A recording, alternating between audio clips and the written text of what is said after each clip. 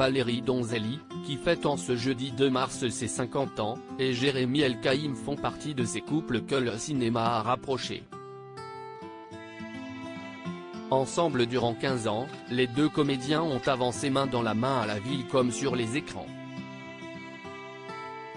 Ils ont d'ailleurs partagé l'affiche de La guerre est déclarée, drame réalisé par la cinéaste en 2011 retraçant l'histoire des parents d'Adam, petit garçon atteint d'une tumeur au cerveau diagnostiquée à 2 ans.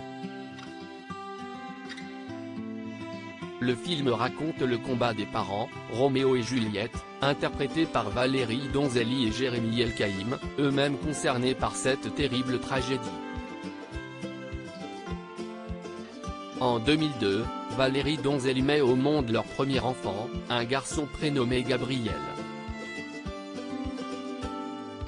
La guerre est déclarée, dans lequel il joue son propre personnage à la fin du film, est leur histoire puisque Gabriel se voit diagnostiquer une tumeur cérébrale très jeune.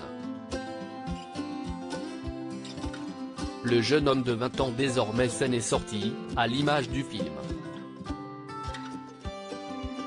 L'amour de ses parents s'est quant à lui transformé. S'ils ont accueilli une petite Rebecca 5 ans après la naissance de leur fils, les deux ont fini par se séparer et refaire leur vie. Valérie Donzelli est devenue maman pour la 3e fois, d'un garçon cette fois-ci qu'elle a appelé Gustave et dont le papa n'est pas connu.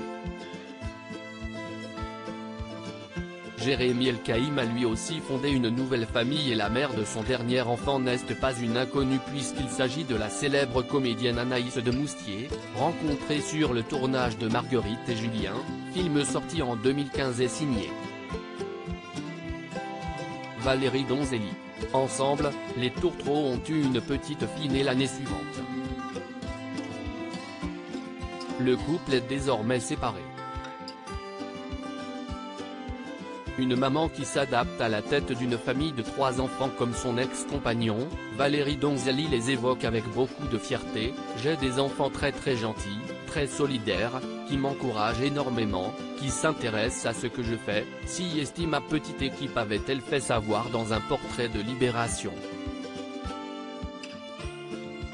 Les difficultés de son parcours, notamment face à la maladie de son fils Gabriel, lui ont permis de voir le verre à moitié plein. Avec Jérémy, on a pu se replonger dans cette histoire parce que notre fils était totalement guéri et qu'on voulait la transcender en racontant une love story passée par le prisme de cette épreuve. Nous voulions montrer que même lorsque le pire se produit, il y a quelque chose qui sauve parce qu'il y a un combat à mener. Cette guerre déclarée, les parents l'ont gagnée.